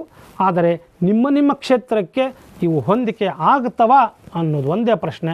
ಬಟ್ ಕ್ವಾಲಿಟೇಟಿವ್ ಡೇಟಾ ಅನಾಲಿಸಿಸಲ್ಲೂ ಕೂಡ ICT ಈಗ ತನ್ನ ಕಾಲು ಊರಿದೆ. ಬಹುಶಃ ಕ್ವಾಲಿಟೇಟಿವ್ ಡೇಟಾ ಅನಾಲಿಸಿಸ್ಗಳಲ್ಲೂ ಕೂಡ ಮುಂದಿನ ದಿನಗಳಲ್ಲಿ ತುಂಬ ಪ್ರಭಾವವನ್ನು ICT ಬೀರ್ತದೆ ಅನ್ನೋದು ನನ್ನ ನಂಬಿಕೆ. ಡೇಟಾ ಅನಾಲಿಸಿಸ್ ಆಯಿತು. ಮ್ಯಾನ್ಯುವಲಿ ಅಂತೂ ಈಗ ಯಾರೂ ಡೇಟಾ ಅನಾಲಿಸಿಸ್ ಮಾಡೋದೇ ಇಲ್ಲ. ಮಾಡೋರು ಸುಮ್ಮನೆ ತಮ್ಮ ಟೈಮನ್ನು ವೇಸ್ಟ್ ಮಾಡ್ಕೊಳ್ತಾರೆ. ಡೇಟಾ ಅನಾಲಿಸಿಸ್ ಆಗಿದೆ. ಪೋಸ್ಟ್ ಡೇಟಾ ಅನಾಲಿಸಿಸ್ ಸ್ಟೇಜ್, ನೀವು ರೈಟಿಂಗು, ರಿಪೋರ್ಟಿಂಗು, ರೆಫರೆನ್ಸಿಂಗು ಇದೆಯಲ್ಲ, ಮೊದಲು ಕೂತ್ಕೊಂಡು ನಾವು ಬರಿತಾ ಇದ್ವಿ. ಈಗ ಅದೂ ಕೆಲಸ ಇಲ್ಲ ನಿಮಗೆ. References and ಬಿಬ್ಲಿಯೋಗ್ರಫಿ can be compiled using ICT. Zotero ಅಂತಕ್ಕಂಥ ಸಾಫ್ಟ್ವೇರ್ ಇದೆ, ಬಹುಶಃ ಕೆಲವರು ಯೂಸ್ ಮಾಡ್ತಾ ಇದ್ದೀರಿ. ಎಂಡ್ ನೋಟ್ ಅಂತಕ್ಕಂಥ ಒಂದು ಸಾಫ್ಟ್ವೇರ್ ಇದೆ. ಮೆಂಡ್ಲೆ ಅಂತೂ ನಾನು ಮೊದಲಿಂದನೂ ಹೇಳ್ಕೊತಾ ಬಂದಿದ್ದೀನಿ, ಅದು ಎಲ್ಲ ಕಡೆಯೂ ಫಿಟ್ ಆಗ್ತದೆ. Zotero, ಎಂಡ್ ನೋಟ್, ಮೆಂಡ್ಲೆ ಇವುಗಳನ್ನು ಉಪಯೋಗಿಸಿಕೊಂಡು ನೀವು ನಿಮ್ಮದೇ ಆದಂಥ ರೆಫರೆನ್ಸ್ ಲಿಸ್ಟಸ್ಗಳನ್ನು, ನಿಮ್ಮದೇ ಆದ ಬಿಬ್ಲಿಯೋಗ್ರಫಿಯನ್ನು ನೀವು ಕಂಪೈಲ್ ಮಾಡ್ಬೋದು. ಯಾವ ತೊಂದರೆಯೂ ಇಲ್ಲದೆ ಸರಳವಾಗಿ ಮಾಡ್ಕೊಂಡು ಹೋಗ್ಬೋದು. ನಾವು ನಮ್ಮ ರೆಕಾರ್ಡ್ಸ್ ಕಾರ್ಡ್ಸ್ಗಳನ್ನು ಮೇಂಟೈನ್ ಮಾಡ್ತಾ ಇದ್ವಿ, ಅವುಗಳನ್ನು ಜೋಡಿಸಿಡ್ತಿದ್ವಿ ABCDEFGH ಅಂತ. ಅದು ಕೊನೆಗೆ ಇಷ್ಟಾಗಿರ್ತಿತ್ತು. ಅದು ಎಲ್ಲೋ ಒಂದು ಕಡೆ ಯಾವುದೋ ಮಿಸ್ ಆಗಿದ್ದರೆ ಮತ್ತದು ಹುಡುಕುತ್ತಾ ಕೊಡೋದು, ಅಂಥವು ಯಾವ ಕಷ್ಟಗಳೂ ಈಗಿಲ್ಲ. Reference compilation or bibliography compilation has become very easy. ಅವುಗಳಿಗೆ ಸೂಕ್ತವಾದಂತಹ ಸಾಫ್ಟ್ವೇರ್ಸ್ಗಳಂದರೆ ಇವು: Zotero, ಎಂಡ್ ನೋಟ್ ಮತ್ತು Mendeley. Article and thesis dissertations discussion among researchers, supervisors. ವಿಷಯಗಳನ್ನು ಶೇರ್ ಮಾಡ್ಕೊಳ್ತಕ್ಕಂಥದ್ದು ನಮ್ಮ ಹ್ಯೂಮನ್ ಬೀಯಿಂಗ್ಸ್ಗಳ ಸಂಪ್ರದಾಯ. ನಾವು ಶೇರ್ ಮಾಡ್ಕೊಳ್ತೀವಿ. ಸಂಪ್ರದಾಯಬದ್ಧವಾದಂಥ ಕೆಲವೊಂದು ಇದು ಶಿಸ್ತಿನಲ್ಲಿ ಆ ಶೇರ್ ಮಾಡ್ಕೊಳ್ಳೋದು ಇರಲಿಲ್ಲ. ಆದರೆ ICT ಬಂದ ನಂತರ ಓಪನ್ನಾಗಿ ನಾವು ಅದನ್ನು ಶೇರ್ ಮಾಡ್ಕೊಳ್ತಾ ಇದ್ದೀವಿ. ಅದ್ಭುತವಾದಂತಹ ಪ್ಲ್ಯಾಟ್ಫಾರ್ಮ್ಸ್ಗಳಿದ್ದಾವೆ. ResearchGate, Academia.edu, LinkedIn, ನಮ್ಮ ಪವರ್ ಪಾಯಿಂಟ್ ಪ್ರೆಸೆಂಟೇಷನ್ಸ್ಗಳನ್ನು ಹಾಕಿದ್ದೀವಿ. ನಿಮ್ಮ ಆರ್ಟಿಕಲ್ಸ್ಗಳು, ಪಬ್ಲಿಷ್ ಆದ ಆರ್ಟಿಕಲ್ಸ್ಗಳನ್ನು ಹಾಕಿದ್ದೇವೆ. ಡಿಸ್ಕಷನ್ ಫೋರಮ್ಸ್, ನನಗೆ ಇಂಥದ್ದು ಪ್ರಾಬ್ಲಮ್ ಆಗಿ ಬರ್ತಾ ಇದೆ, ಇದಕ್ಕೆ ನೀವು ಹೆಲ್ಪ್ ಮಾಡ್ತೀರಾ ಅಂತ ನೀವು ಒಂದು ಕ್ವೆಶ್ಚನ್ ಕಳಿಸಿದರೆ ಅಲ್ಲಿ ನಿಮ್ಮದೇ ಕ್ಷೇತ್ರದಲ್ಲಿ ಕಾರ್ಯವನ್ನು ನಿರ್ವಹಿಸ್ತಕ್ಕಂಥ ಇನ್ನೊಬ್ಬ ಸಂಶೋಧಕರು ನಿಮಗೆ ಹಲವಾರು ಸಮಾಧಾನಕರ ಉತ್ತರಗಳನ್ನು ಕೊಡ್ತಾರೆ. ಒಂದು ರೀತಿಯ ಶೇರಿಂಗ್ ನಡೀತದೆ. ಡಿಸ್ಕಷನ್ ಗ್ರೂಪ್ ಇದು ನಿಮ್ಮ ಡೇಟಾ ಅನಾಲಿಸಿಸ್ಗೆ ಅಥವಾ ಯಾವ ಸ್ಟೇಜಲ್ಲೂ ಬೇಕಾದರೂ ಇದು ಆಗಬಹುದು. ಇಂಥದ್ದೊಂದು ಪ್ರಯತ್ನ ಇದೆ. ResearchGate ಇದೆ, Academia.edu ಇದೆ, LinkedIn ಇದೆ. ಇವು ಮಹತ್ತರವಾದಂಥ ಕಾಣಿಕೆಯನ್ನು ಕೊಡ್ತಾ ಇದ್ದಾವೆ. ಇವುಗಳನ್ನು ಗಮನದಲ್ಲಿಟ್ಕೊಳ್ಳಿ. ಮತ್ತು ಪ್ಲೇಗಿಯಾರಿಸಮ್ ಡಿಟೆಕ್ಷನ್, ಕೃತಿಚೌರ್ಯ. ಎಲ್ಲವನ್ನೂ ನಾವು ಮಾತಾಡ್ತೇವೆ. ಕೃತಿಚೌರ್ಯ, ಇನ್ನೊಬ್ಬರು ಮಾಡಬಾರ್ದು, ಎಥಿಕಲ್ ತಪ್ಪು, ಕಾಪಿ ಮಾಡಬಾರ್ದು ಅಂತ. ಆ ಕಾಪಿ ಮಾಡಿದಾರೋ ಇಲ್ಲೋ ನೋಡಬೇಕಲ್ಲ, ಡಿಟೆಕ್ಷನ್ ಮಾಡಬೇಕಲ್ಲ. ಅದಕ್ಕೂ ಕೂಡ ಸಾಫ್ಟ್ವೇರ್ಸ್ಗಳು, ಅದ್ಭುತವಾದಂತಹ ಸಾಫ್ಟ್ವೇರ್ಸ್ಗಳು ಬಂದಿದ್ದಾವೆ. Within the limitations. ಅವುಗಳಿಗೂ ಮೋಸ ಮಾಡ್ತಕ್ಕಂಥ ವಿಧಾನಗಳೂ ಇದ್ದಾವೆ. ಅದನ್ನು ಪ್ರಾಕ್ಟೀಸ್ ಮಾಡೋರು ಇದ್ದಾರೆ. ಅಂಥದ್ರ ಬಗ್ಗೆ ನಾವು ಮಾತಾಡೋದು ಬೇಡ. But there are quite efficient plagiarism detection softwares. Grammarly ಅಂತ ಇದೆ, ಆರ್ಟಿಕಲ್ ಚೆಕ್ಕರ್ ಅಂತ ಇದೆ, ಟರ್ನ್ಟಿನ್ ಅಂತ ಇದೆ, ಉರ್ಕುಂಡ್ ಅಂತ ಇದೆ. UGC ಈ ಉರ್ಕುಂಡ್ ಸಾಫ್ಟ್ವೇರನ್ನು ಎಲ್ಲ ವಿಶ್ವವಿದ್ಯಾಲಯಗಳಿಗೆ ನೀಡಿದೆ. ನಮ್ಮ ಪ್ಲೇಗಿಯಾರಿಸಮ್ ಎಷ್ಟಾಗಿದೆ, ಕೃತಿಚೌರ್ಯ ಎಷ್ಟು ಇದೆ ಅಂತನ್ನೋದನ್ನು ಇದು ಪರೀಕ್ಷೆ ಮಾಡ್ತದೆ. ಡುಪ್ಲಿ ಚೆಕ್ ಅಂತ ಇದೆ. ಇನ್ನೂ ಅನೇಕ ಸಾಫ್ಟ್ವೇರ್ಸ್ಗಳಿದ್ದಾವೆ. These are the popular softwares. ಮತ್ತು ಅದರಲ್ಲೂ ಕೂಡ Urkund is it is referred by UGC, and the Urkund software is available in all the universities, and it has given Urkund software to individual teachers and research scholars in the whole country. So ಹೀಗಾಗಿ ಈ ಸಾಫ್ಟ್ವೇರ್ಸ್ಗಳ ಬಗ್ಗೆ ಕೂಡ ತಮ್ಮ ಗಮನ ಇರಲಿ ಅಂತ ಅನ್ನೋದು. ಮತ್ತು ಜರ್ನಲ್ ಮ್ಯಾನುಸ್ಕ್ರಿಪ್ಟ್ ಸಬ್ಮಿಷನ್, ಮೊದಲಿಗೆ ನಾವು ಆರ್ಟಿಕಲನ್ನು ಬರೆದು ಎರಡೆರಡು ಕಾಪಿಯನ್ನು ಎಡಿಟರಿಗೆ ಬರೆದು ಅದನ್ನು ರಿಜಿಸ್ಟರ್ಡ್ ಮೇಲೋ ಅಥವಾ ಏರ್ ಮೇಲಲ್ಲೋ ಬೇರೆ ದೇಶಕ್ಕೆ ಕಳಿಸ್ತಾ ಇದ್ವಿ. ಅದು ಹೋಗಿ ಮುಟ್ಲಿಕ್ಕೆ ಲೇಟ್ ಆಗ್ತಾ ಇತ್ತು. ಏನೂ ಇಲ್ಲ. ಈಗ ನೀವು ಯಾವುದೇ ಜರ್ನಲ್ಗೆ ಹೋಗಿ ಪ್ರತಿಯೊಂದು ಜರ್ನಲ್ಲು, ನಾನು ಕೇವಲ ಕೆಲವೇ ಬರೆದಿದ್ದೀನಿ, ಎಲ್ಸೇವಿಯರ್, ವೈಲಿ, ಸೇಜ್ ಪಬ್ಲಿಕೇಶನ್ಸ್ ಎಟ್ಸಿಟ್ರಾ ಅಂತ ಬರೆದಿದ್ದೀನಿ. ಅದರ ಜೊತೆಗೆ ನೀವು ಯಾವುದೇ ಒಂದು ಜರ್ನಲ್ಗೆ ಹೋಗಿ, ಯಾಕಂದರೆ UGC care list has made it mandatory for submission of journals online, submission of articles online. So online submission ಇದೆ. ಆನ್ಲೈನ್ ಸಬ್ಮಿಷನ್ಗೂ ಕೂಡ ಸಾಕಷ್ಟು ಅವಕಾಶಗಳನ್ನು ಕಲ್ಪಿಸಿದ್ದಾರೆ. ನಿಮ್ಮ ಆಥರು, ಟೈಟಲ್ಲು, ಅಬ್ಸ್ಟ್ರಾಕ್ಟು, ಆರ್ಟಿಕಲ್ಸ್ಗಳನ್ನು ಕೊಡ್ತೀರಿ, ನಿಮ್ಮ ಫೋಟೋಸ್ಗಳನ್ನು ಅಪ್ಲೋಡ್ ಮಾಡ್ತೀರಿ, ನಿಮ್ಮ ಬ್ರೀಫ್ ಬಯೋಡೇಟಾ ಅಪ್ಡೇಟ್ ಮಾಡ್ತೀರಿ, ಅಥವಾ ನಿಮ್ಮ ರೆಫರೆನ್ಸಸ್ಗಳನ್ನು ನಾನೀಗ ಆಗಲೇ ಹೇಳಿದ್ನಲ್ಲ, ಝೊಟೇರೋದಲ್ಲೋ, ಎಂಡ್ ನೋಟಲ್ಲೋ, ಮೆಂಡ್ಲೆಯಲ್ಲೋ, ಬಿಬ್ಲಿಯೋ ಫೈಲಲ್ಲೋ ಇದ್ದರೆ ಆ ಫಾರ್ಮ್ಯಾಟಲ್ಲೇ ಅದನ್ನಲ್ಲಿ ಶಿಫ್ಟ್ ಮಾಡ್ತೀರಿ. ಹೀಗಾಗಿ ಸಬ್ಮಿಷನ್ ಕಾರ್ಯ ಕೂಡ ಅತ್ಯಂತ ಸರಳ. ಸಬ್ಮಿಷನ್ ಕಾರ್ಯ, ಅವುಗಳ ಎವ್ಯಾಲ್ಯೂಯೇಷನ್ ಕೂಡ ಎಡಿಟರ್ ಆ ಆರ್ಟಿಕಲ್ಗಳನ್ನು ಸಾಫ್ಟ್ ಕಾಪಿ ತೊಗೊಳ್ತಾರೆ, ಅದನ್ನು ರೆಫರೀಸ್ ಕಳಿಸ್ತಾರೆ, ರೆಫರೀಸಿಂದ ಬಂದಂಥ ಕಮೆಂಟ್ಸನ್ನು ನಿಮಗೆ ಕಳಿಸ್ತಾರೆ. ಆ ಪ್ರೊಸೆಸ್ ಕೂಡ ಎಷ್ಟು ಸಿಂಪ್ಲಿಫೈ ಆಗಿದೆ ಅಂತಂದರೆ, ಮತ್ತು ಅಕೌಂಟಬಿಲಿಟಿ ಇದೆ. ನೀವು ಸಬ್ಮಿಟ್ ಮಾಡಿದ ತಕ್ಷಣವೇ ನಿಮಗೊಂದು ಮೆಸೇಜ್ ಬರ್ತದೆ, thank you, we have received your manuscript, will notify it later and your number is, ಒಂದು ನಂಬರ್ ಬರ್ತದೆ. That process is simplified. ಪ್ರತಿಯೊಬ್ಬ ಆನ್ಲೈನ್ ಈಗ ಪಬ್ಲಿಕೇಶನ್, ಆನ್ಲೈನ್ ಸಬ್ಮಿಷನ್ ಇದೆ. ನಾನು ಕೇವಲ ಕೊಟ್ಟಿರೋದು ಉದಾಹರಣೆ. ಎಲ್ಲ ಜರ್ನಲ್ಸ್ಗಳಲ್ಲೂ ಕೂಡ ಇಂಥ ಆನ್ಲೈನ್ ಸಬ್ಮಿಷನ್ ಇದೆ.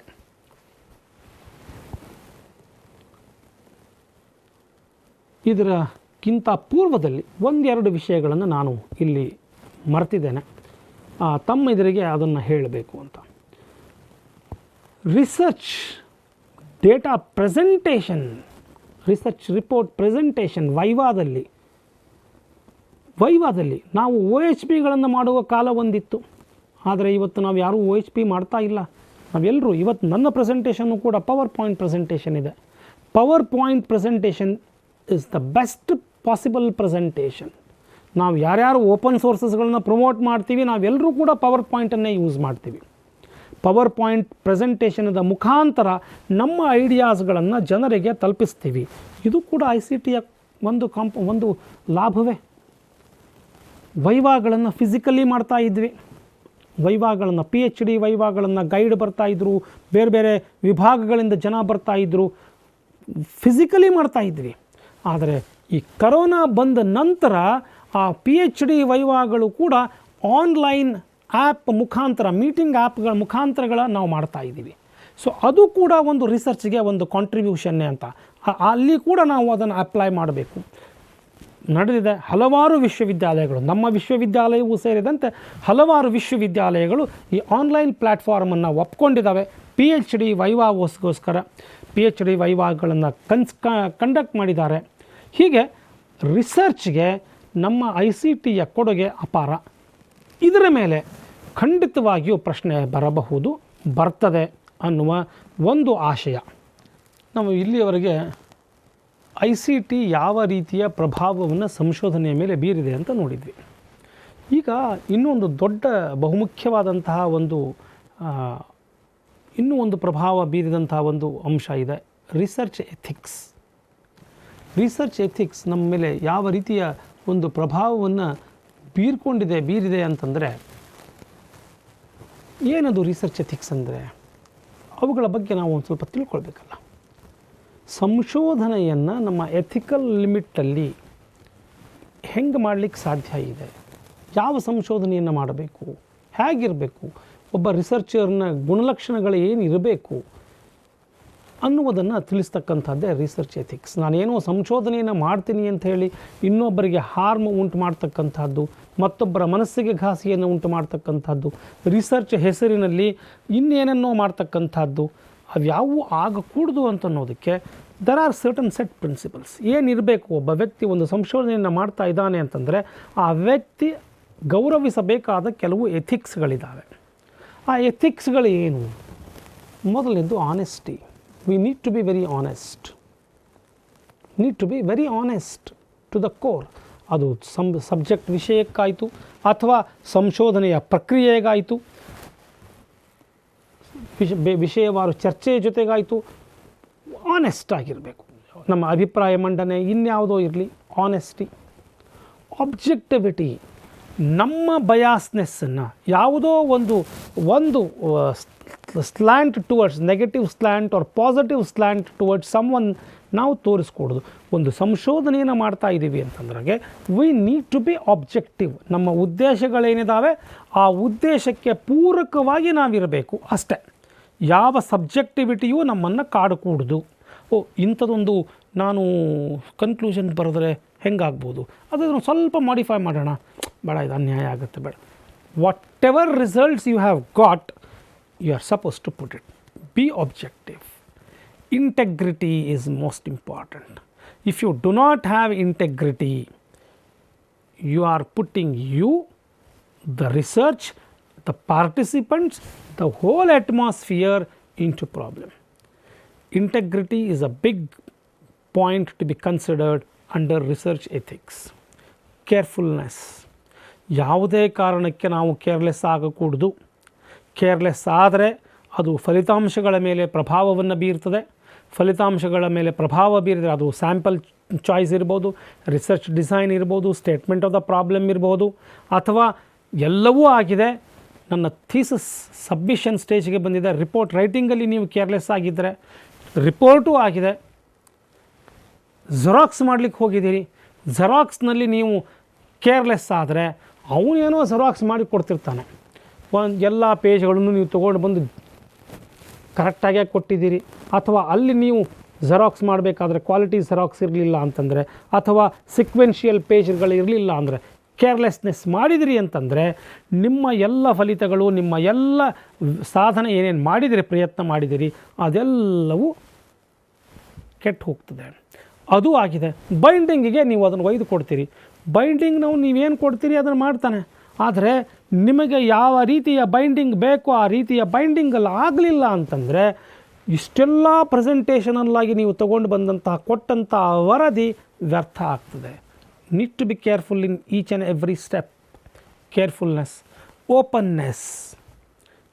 V should be open.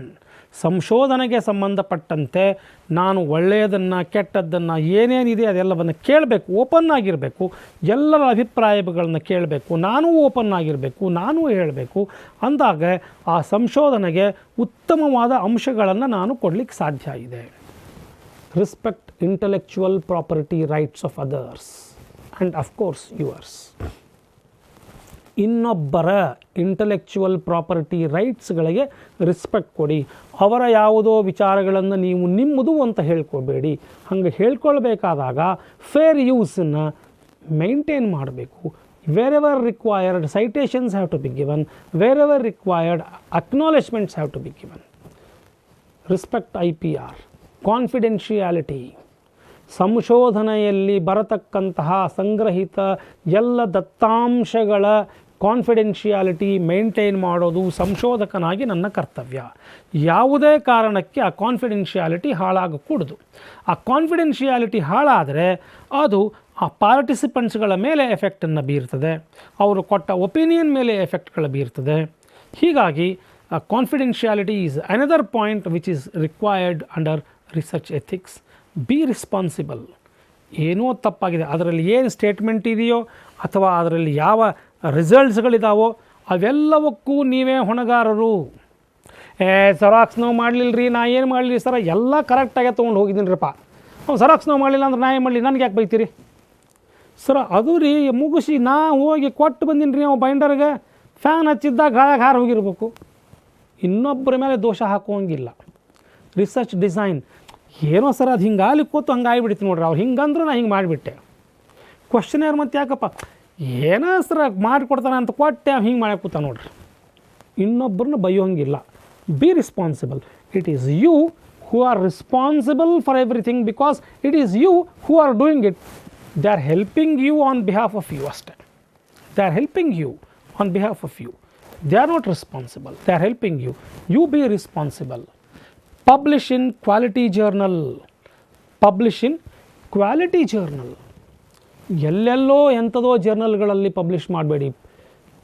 ತುಂಬ ಪ್ರಿಡೇಟರಿ ಜರ್ನಲ್ಗಳು, ಲೋ ಕ್ವಾಲಿಟಿ ಜರ್ನಲ್ಸ್ಗಳಲ್ಲಿ ಪಬ್ಲಿಷ್ ಮಾಡೋಕ್ಕೆ ಹೋಗಬೇಡಿ. ಅದು ಕೂಡ ರಿಸರ್ಚ್ ಎಥಿಕ್ಸ್ದ ಒಂದು ಬಹುಮುಖ್ಯವಾದಂತಹ ಮಂತ್ರ. ಯಾಕಂದರೆ ಮುಂದೆ ಒಂದು ನೆಕ್ಸ್ಟ್ ಸ್ಲೈಡ್ ಅಥವಾ ನೆಕ್ಸ್ಟ್ ಸ್ಲೈಡಲ್ಲೇ ನಾನು ಅದನ್ನು ಹೇಳ್ತೇನೆ. Be a responsible mentoring. When you are guiding students, be a responsible mentoring. Avoid plagiarism. Plagiarism ನಾನು ರೆಸ್ಪೆಕ್ಟ್ IPR ಅಂತ ಅನ್ನೋದನ್ನು ಹೇಳುವುದರ ಜೊತೆಗೆ ಹೈಲೈಟ್ ಮಾಡ್ತೀನಿ. ಕೃತಿಚೌರ್ಯವನ್ನು ಮಾಡಕೂಡ್ದು. ಅದು ನನ್ನದಲ್ಲ. ಕೃತಿಚೌರ್ಯವನ್ನು ಮಾಡೋ ಅಗತ್ಯತೆ ಏನಿದೆ? ಅವರಿಗೆ ಅಕ್ನಾಲೇಜ್ಮೆಂಟ್ ಕೊಡಿ. ಎಲ್ಲಿಂದ ಇದೆಯೋ ಅದನ್ನು ತೊಗೊಂಡಿದ್ದೀನೋ ಅವ್ರಿಗೆ ಅಕ್ನಾಲೇಜ್ಮೆಂಟ್ ಕೊಟ್ಟು ತೊಗೊಳ್ಳಿ. ಕೃತಿಚೌರ್ಯ ಮಾಡಬೇಡಿ. ಯಾಕೆ ಕೃತಿಚೌರ್ಯ ಮಾಡಬೇಕು? ಎಲ್ಲನೂ ನಾನು ಅಷ್ಟು ರೆಫರೆನ್ಸ್ ಕೊಟ್ಟಿನ್ರಿ ಅಂತ ಮೊದಲನೇ ಸೆಂಟೆನ್ಸ್ ಒಬ್ಬರದು, ಎರಡನೇ ಸೆಂಟೆನ್ಸ್ ಒಬ್ಬರದು.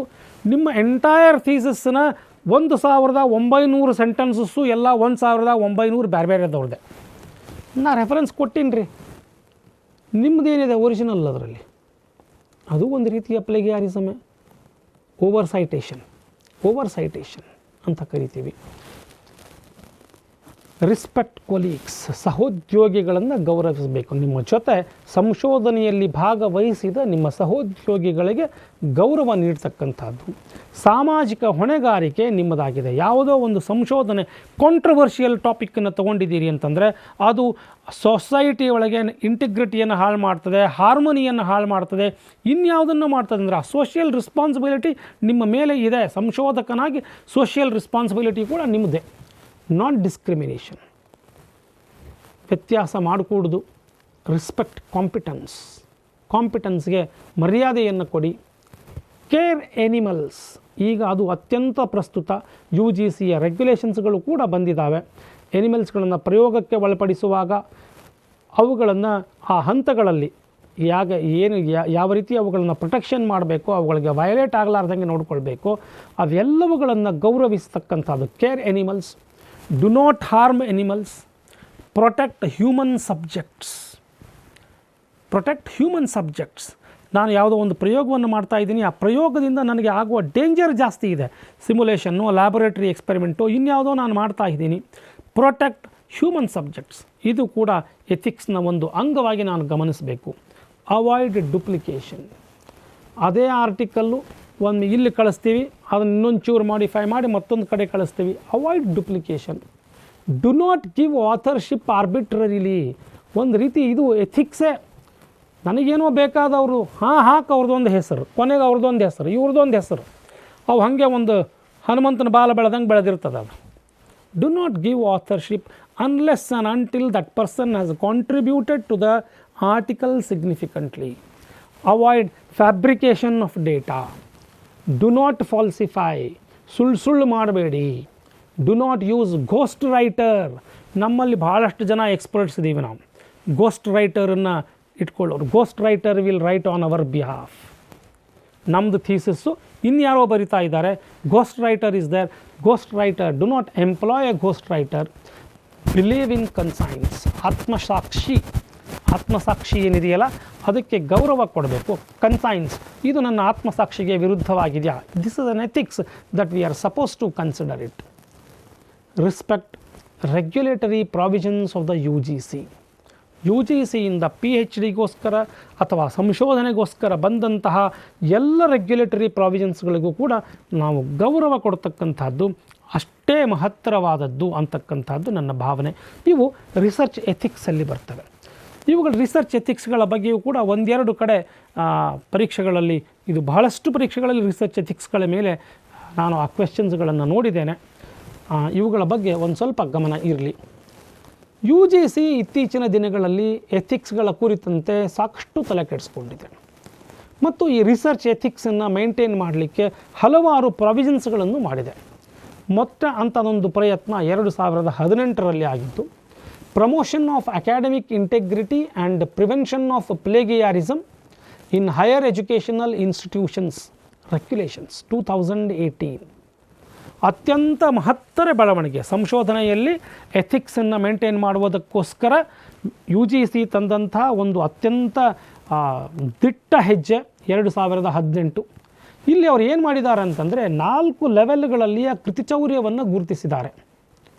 ಅಪ್ ಟು 10% ಪ್ಲೇಗಿಯಾರಿಸಮ್ ಇತ್ತು ಅಂತಂದರೆ ಅದಕ್ಕೆ ಯಾವುದೇ ರೀತಿಯ ಪೆನಾಲ್ಟಿ ಇಲ್ಲ, ಇಟ್ ಈಸ್ ಅಕ್ಸೆಪ್ಟೆಡ್ ಅಂತ. ಕೃತಿಚೌರ್ಯ it is accepted. Level 1 10% to 40%, 10ರಿಂದ 40%ಗಳವರೆಗೆ ಬಂದಂತಹ ಕೃತಿಚೌರ್ಯಕ್ಕೆ ಮ್ಯಾನುಸ್ಕ್ರಿಪ್ಟ್ ವಿಡ್ರಾವಲ್ ಅಥವಾ ರಿನ್ಯೂವಲ್ ಆಫ್ ಥೀಸಸ್ ಡ್ರಾಫ್ಟ್ ಅಂತಕ್ಕಂಥದ್ದಿದೆ. ಲೆವೆಲ್ 2ನಲ್ಲಿ 40ಕ್ಕಿಂತ ಹೆಚ್ಚು 60ಕ್ಕಿಂತ ಕಡಿಮೆ ಆದಲ್ಲಿ ಮ್ಯಾನುಸ್ಕ್ರಿಪ್ಟ್ ವಿತ್ಡ್ರಾ ಮಾಡುವ ಜೊತೆಗೆ ಮ್ಯಾನುಸ್ಕ್ರಿಪ್ಟನ್ನು ಅಥವಾ ಥೀಸಸ್ಸನ್ನು ವಿತ್ಡ್ರಾ ಮಾಡುವ ಜೊತೆಗೆ 1 ಇನ್ಕ್ರಿಮೆಂಟನ್ನು ಕಡಿಬೇಕು ಮತ್ತು ಮಾರ್ಗದರ್ಶಕರಾದವರಿಗೆ 2 ವರ್ಷ ಮಾರ್ಗದರ್ಶನ ಮಾಡಲಿಕ್ಕೆ ಅವಕಾಶವನ್ನು ಕಲ್ಪಿಸಿಲ್ಲ, ಅವರಿಗೆ ನಿರ್ಬಂಧ ಹೇರಿದೆ. ಇದು ಲೆವೆಲ್ 2 40 ಟು 60 ಇದ್ದರೆ. ಲೆವೆಲ್ 3 60%ಗಿಂತ ಹೆಚ್ಚಿನ ಪ್ಲೇಗಿಯಾರಿಸಮ್ ಕಂಡು ಬಂದಲ್ಲಿ ಮೊದಲಿನ ಎಲ್ಲ ಕಂಡೀಷನ್ಸು ಅಪ್ಲೈ ಆಗ್ತವೆ. Withdraw manuscript, withdraw the thesis report, everything. 1 increment ಅಲ್ಲ 2 ಇನ್ಕ್ರಿಮೆಂಟನ್ನು ಹೆಲ್ಡ್ ಮಾಡೋದು ಮತ್ತು not allowed to guide 3 years, 3 ವರ್ಷ ಅವರನ್ನು ಸಂಶೋಧಕರು ಎಂದು ಮಾನ್ಯತೆ ಮಾಡದೇ ಇರತಕ್ಕಂಥ ಇಂತಹ ಒಂದು ಲೀಗಲ್ ಪ್ರಾವಿಷನನ್ನು ಯು ಜಿ ಸಿ ಮಾನ್ಯತೆ ಮಾಡಿದೆ. ಅದನ್ನು ಇಂಪ್ಲಿಮೆಂಟ್ ಮಾಡೋದಕ್ಕೆ ಕಡ್ಡಾಯ ಅಂತನ್ನೋದನ್ನು ಎಲ್ಲ ವಿಶ್ವವಿದ್ಯಾಲಯಗಳಿಗೆ ಸೂಚಿಸಿದೆ. ಎಲ್ಲ ವಿಶ್ವವಿದ್ಯಾಲಯಗಳು ತಮ್ಮ ರೆಗ್ಯುಲೇಷನ್ಸ್ಗಳಲ್ಲಿ ಇದನ್ನು ಅಡಾಪ್ಟ್ ಮಾಡಿಕೊಂಡಿದ್ದಾವೆ. Publication in journals, predatory journals, low quality journals ಎಲ್ಲೆಲ್ಲೋ ಬರ್ತಾ ಇದ್ವು. ಅವರು ಏನೇನೋ ಎಂಥದೋ ಒಂದು ಕಾಚಿ ಪೀಚಿ ಪಬ್ಲಿಷ್ ಮಾಡ್ತಾಯಿದ್ರು. ಅದಕ್ಕೆ ಒಂದು ಇಂಟೆಗ್ರಿಟಿಯನ್ನು ಕೊಡುವುದಕ್ಕೋಸ್ಕರ, ಒಂದು ಸ್ಟ್ಯಾಂಡರ್ಡೈಸೇಷನ್ ಮೇಂಟೈನ್ ಮಾಡುವುದಕ್ಕೋಸ್ಕರ it has constituted a consortium for academic and research ethics, care ಅಂತ, CARE. ಆ ಪ್ರಶ್ನೆಯೇ ಬರಬಹುದು, ವಾಟ್ ಈಸ್ ಕೇರ್ ಅಂತ ಕೊಟ್ಟು consortium for academic and research ethics, consultancy for academic and research ethics, 4 options ಏನಾದರೂ ಕೊಡಬಹುದು. ಕೇರ್ ಅಂದರೆ ಏನು ಅಂತ 2018 24 ಅಕ್ಟೋಬರ್ ಈ ಕೇರ್ ಸ್ಥಾಪನೆ ಆಯಿತು. U G C care, consortium for academic and research ethics. ಇದೇ central body. Academic and research ಎಥಿಕ್ಸನ್ನು ಮೇಂಟೈನ್ ಮಾಡಲಿಕ್ಕೆ ಇದೇ ಸೆಂಟ್ರಲ್ ಬಾಡಿ, ಪಬ್ಲಿಕೇಷನ್ಸನ್ನು ಪಾಲಿಸಿಯನ್ನು ರೂಪಿಸ್ತಕ್ಕಂಥ body. It has come out with a reference list of quality journals. It has come out with a reference list of quality journals. ಯಾವ ಜರ್ನಲ್ಸ್ಗಳು quality ಜರ್ನಲ್ಸ್ಗಳು ಅನ್ನೋದನ್ನು decide ಮಾಡ್ತಕ್ಕಂಥ ಒಂದು ಲಿಸ್ಟನ್ನು ಅದು ಹೇಳಿದೆ. ಅದು 14 ಜೂನ್ 2019ರಿಂದ ಮ್ಯಾಂಡೇಟ್ರಿ ಆಗಿದೆ. ಮೊದಲಿನ you G C approved list ಬದಲಿಗೆ ಈ ಲಿಸ್ಟನ್ನು ನಾವು ಈಗ ಯೂಸ್ ಮಾಡ್ತಾ ಇದ್ದೀವಿ. ಈ ಪ್ರಶ್ನೆಯೂ ಬರ್ಬೋದು. The earlier you G C approved list of journals is now replaced with 4 options ಕೊಡ್ಬೋದು. ಅಥವಾ ಇದನ್ನು ಅಲ್ಲಿ ಕೊಟ್ಟು ಇನ್ಯಾವುದೋ 4 ಆಪ್ಷನ್ಸ್ಗಳು ಕೊಡ್ಬೋದು. ಇದನ್ನೊಂದು ತಾವು ಗಮನದಲ್ಲಿಟ್ಕೊಳ್ಳಿ. ಮೊದಲಿಗೆ 4 ಗ್ರೂಪ್ಸ್ಗಳಿದ್ವು ಈ ಲಿಸ್ಟಲ್ಲಿ. ಈಗ ಸದ್ಯ ಕೇವಲ 2 ಗ್ರೂಪ್ ಇದೆ, ಗ್ರೂಪ್ 1, ಗ್ರೂಪ್ 2. ಗ್ರೂಪ್ 1, ಗ್ರೂಪ್ 2 ಮಾತ್ರ ಇದೆ.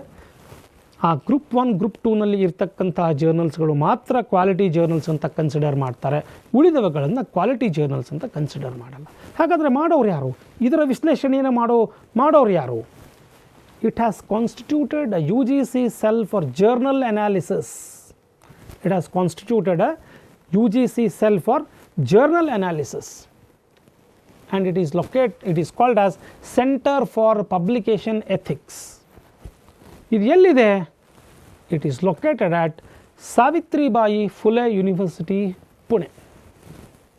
ಮತ್ತು ಈ U G C care universities ಅಂತ 4 ವಿಶ್ವವಿದ್ಯಾಲಯಗಳನ್ನು ಅದು ಮಾನ್ಯ ಮಾಡಿದೆ. U G C care universities ಅವು ಬೇರೆ ಬೇರೆ ಪ್ರಾಂತ್ಯಕ್ಕೆ ಅನುಗುಣವಾಗಿ.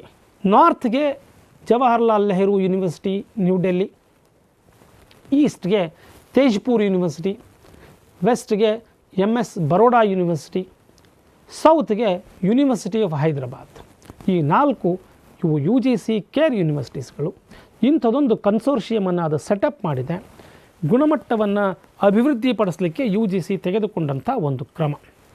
ಮತ್ತು ಮುಂದುವರಿದಂಥ ಭಾಗವಾಗಿ ಈಗಾಗಲೇ 2019 ಆಗಸ್ಟ್ರಿಂದ it has introduced 2 credit course paper on research and publication ethics as part of PhD and MPhil coursework, which was made mandatory in 2016.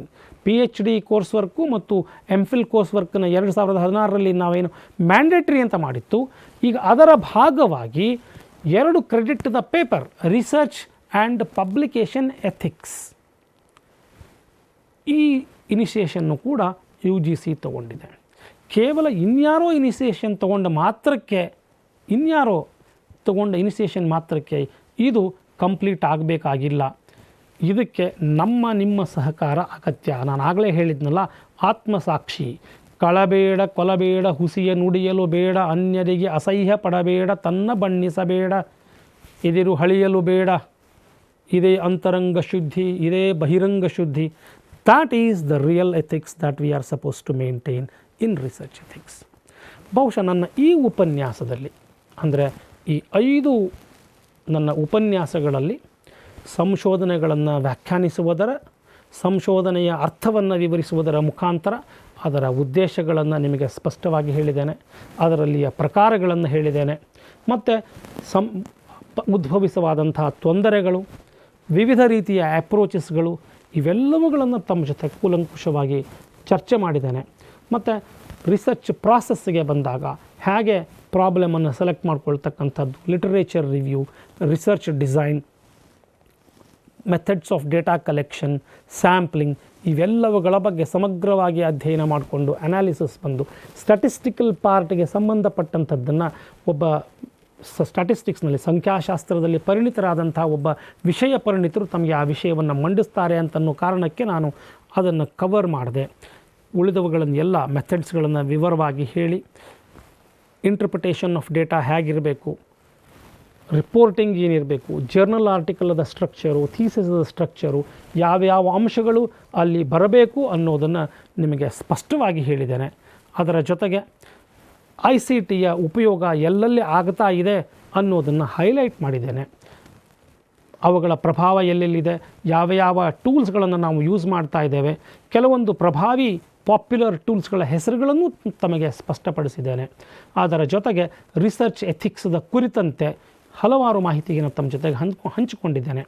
ಈ 5 ಉಪನ್ಯಾಸ ಮಾಲಿಕೆ 5 ಗಂಟೆಗಳ ಅವಧಿ ಖಂಡಿತವಾಗಿಯೂ ರಿಸರ್ಚ್ ಆ್ಯಪ್ಟಿಟ್ಯೂಡನ್ನು ಒಂದು ಅಬ್ಸ್ಟ್ರಾಕ್ಟ್ ಫಾರ್ಮಲ್ಲಿ ಹೇಳೋದಕ್ಕೂ ಕೂಡ ಕಷ್ಟ ಸಾಧ್ಯ.